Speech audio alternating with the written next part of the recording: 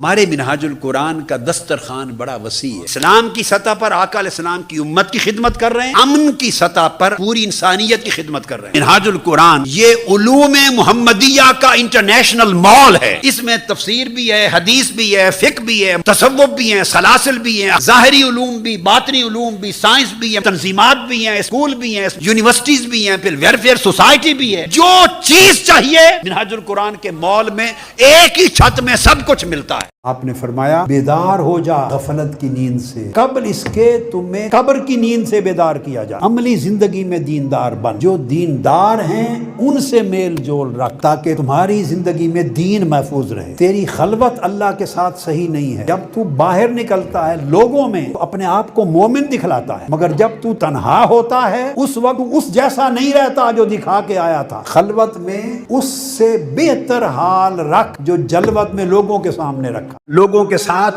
اتنی بھلائی کا جذبہ پیدا کرو، اپنی زندگی میں عملاً اپنی زندگی میں آقا علیہ السلام کی طبیعت مقدسہ اور شیوا اور اسوہ حسنہ کا یہ جو رنگ ہے اسے عملاً اپنی زندگیوں پر چڑھاؤ۔